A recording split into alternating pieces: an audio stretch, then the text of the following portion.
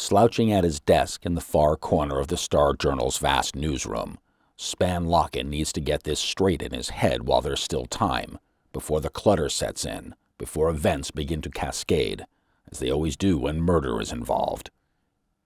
He needs to imagine as vividly as possible what Margaret Lindberg saw in those first terrible moments this morning. No, not just what she saw, what she experienced. Only then can he hope to move the story forward in terms of understanding, as one of his geek editors told him, or get to the bottom of this hole, as Her Majesty, Carla, instructed him, although Carla, poor child, hasn't the foggiest notion of how far it can be to the bottom of the human heart. Span must concede, though, that Carla's own black little heart, even at its tender age, knows almost everything about the depth of human ambition.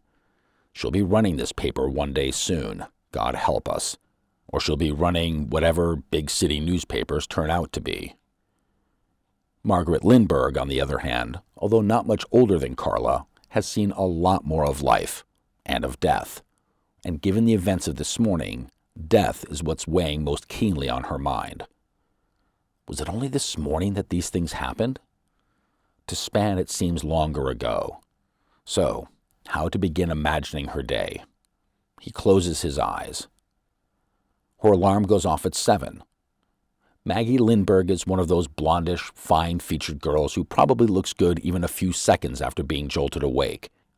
She stands beside her bed, now in t-shirt and bikini underwear, scratching her head, then stretching her long arms toward the ceiling. She's a tall girl, over 6 feet, with tanned skin, long legs, and the slender but strong build of a volleyball player, which she had been in college. Span calls her a girl.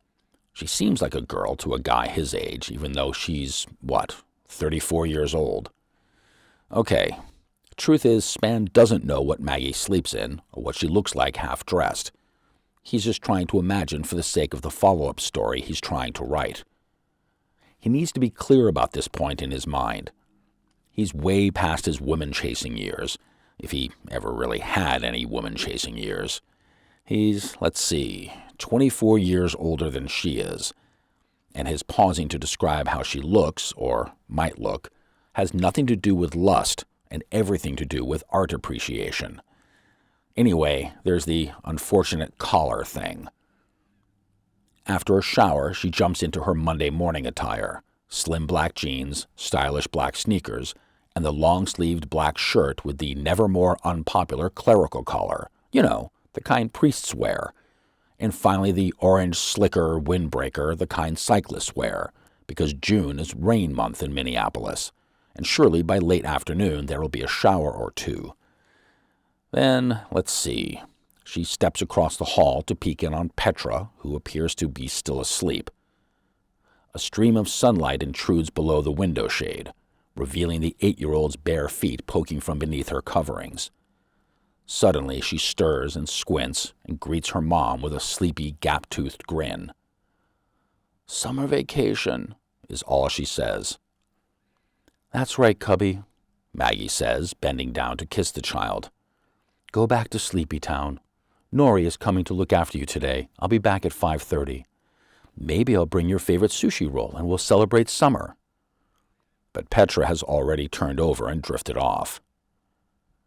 Nori is tapping on the front door by the time Maggie gets downstairs.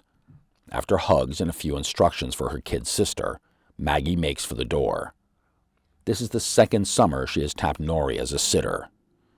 Nori seems happy to have incorporated Petra into her life. She's a welcome diversion, perhaps, from Nori's obsession with painting the same stupid bird over and over again. Besides, Maggie pays money, a commodity that every starving artist needs but tends to forget she needs. Happiness happens when you're too busy to notice it, which pretty much describes Maggie. She's busy and happy, and she's actually astonished to find herself in the religion business.